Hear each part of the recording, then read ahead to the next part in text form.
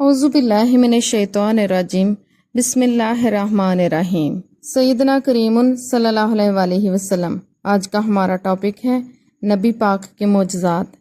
बगैर गुठली के खजूर वाला वाक़या जो इसी तरह बयान किया गया है।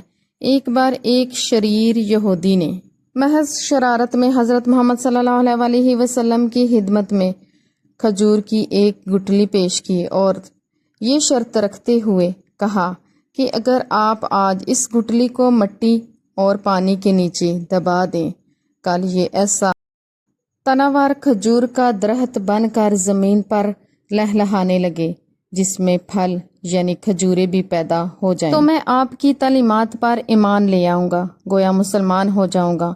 रसूल पाक सल्लल्लाहु अलैहि वसल्लम ने इसकी ये शर्त तस्लीम कर ली।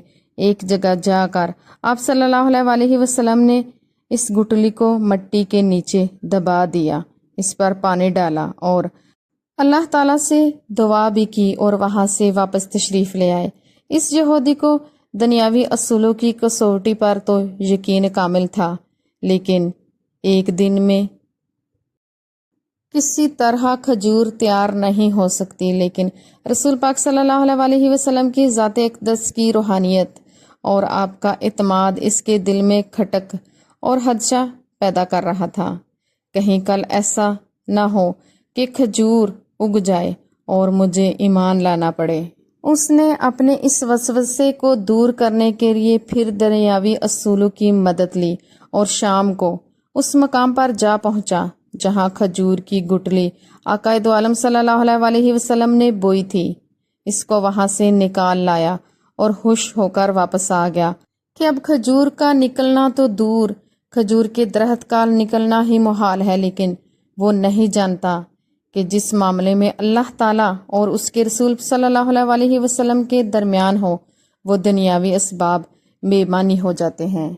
अगले रोज़ जब आकाए दो आलम सल्लल्लाहु अलैहि वसल्लम और यहूदी मुकर्रर मकाम पर पहुँचे तो वो यहूदी देखकर हैरान रह गया कि वहाँ एक तनावार खजूर का दरख्त गुच्छू से लदा खड़ा था।